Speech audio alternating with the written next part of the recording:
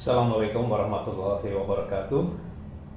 Alhamdulillah, kita selalu panjatkan syukur kepada hadirat Allah Subhanahu wa taala yang sudah memberikan kesempatan kesehatan pada kita tentunya untuk bisa bersama kembali di acara kesayangan kita, Dia Paris. Dialog Pakar Islam tentunya kembali hadir bersama narasumber kita, Ustadz Dr. Muhammad Arifin Badri MA. Salawat dan salam selalu kita panjatkan juga kepada Nabi Muhammad SAW. Ya, tentang pentingnya bersinergi dalam perdagangan ataupun bisnis. Nah, tentu Anda juga ingin tahu pada saat Rasulullah ini apa memang ada praktek-praktek seperti yang sudah dijalankan oleh para sahabat, Ustaz, mungkin ya. Baik, Mas Riza. Bukan hanya para sahabat ya, bahkan Nabi SAW sebelum beliau diutus sebagai seorang nabi, beliau telah memberikan keteladanan bagaimana sinergi antara pemodal dengan pelaku usaha. Nabi dibesarkan, dilahirkan dari keluarga miskin. Iya. Tidak punya modal dong. Tapi Nabi punya skill, keahlian untuk berdagang. Nabi juga punya status sosial di mana beliau dipercaya oleh banyak orang. Beliau jujur, dikenal sebagai seorang yang amin. Iya. Sedangkan di kota Mekah ada saudagar kaya raya, pemilik modal, tapi dia punya keterbatasan karena dia sebagai seorang wanita, yaitu Khadijah radhiyallahu ta'ala. Semula Khadijah itu mempercayakan modalnya untuk dikelola orang lain, dan untung sampai akhirnya Khadijah menjadi kaya raya. Tetapi tentu beliau sebagai seorang pemilik modal berusaha mencari pengusaha, pelaku usaha yang lebih bisa mendatangkan keuntungan. Maka didapatlah Nabi SAW. Maka beliau diberi kepercayaan untuk mengelola modal beliau, berdagang ke negeri Syam.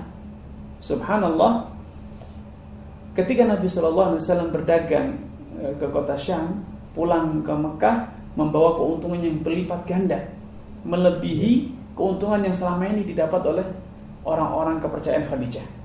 Dan ternyata salah satu strategi bisnis Nabi adalah dengan skema murabahah. Skema murabahah itu beliau jujur, transparan. Dia buka data modal, saya beli ini sekian, butuh transportasi sekian rupiah, saya minta keuntungan sekian persen dari total modal dan biaya operasionalnya. Ada kepercayaan, menimbulkan ini satu hal yang unik ketika pengusaha jujur, transparan apapun, sehingga ada trust ya, ada kepercayaan di konsumen. Maka barang yang semula lakunya sebulan, ini kurang lebih sebulan sudah selesai. Dan semula yang mendapatkan keuntungan lebih kecil karena kepercayaan yang luar biasa dari konsumen, konsumen justru rela memberi dengan harga yang lebih tinggi. Karena mereka ada trust, Mas Riza. Dalam bisnis kepercayaan itu penting. Ketika beliau katakan ini baik, orang percaya baik. Sehingga ketika ditawari dengan harga yang tinggi, percaya karena layak untuk dipercaya. Di zaman Khalifah Umar bin Khattab pun demikian. Terjadi skema bagi hasil. Abdullah dan Ubaidillah bin Umar, putra beliau, ketika pulang dari satu peperangan singgah di kota Irak. Gubernur kota Irak kala itu adalah sahabat Abu Musa al-Asy'ari. Nah, Abu Musa al-Asy'ari ingin mengirimkan sejumlah dana ke Khalifah Umar bin Khattab. Ternyata beliau berpikir kalau dikirimkan begitu saja sekedar titipan, ini maka tidak ada pertambahan. Ya 100 akan kembali 100, diserahkan 100. Tapi namanya titipan, kalau sampai hilang tidak disengaja, tidak ada kewajiban mengganti, Mas Riza. Maka Abu Musa al-Asy'ari kemudian berpikir smart, pemikiran yang seorang yang cerdas. Kalau gitu silahkan kau gunakan berdagang. Kalau nanti ada keuntungan, berbagi. Maka itulah yang terjadi. Sepanjang perjalanan dari Irak ke Madinah itu bisa sampai hampir 1 bulan, Mas Riza. Abdullah bin Umar dan Ubaidillah bin Umar berdagang di perjalanan, jual beli. Setiba di Madinah, beliau sudah bisa mengembangkan modal sehingga berlipat ganda.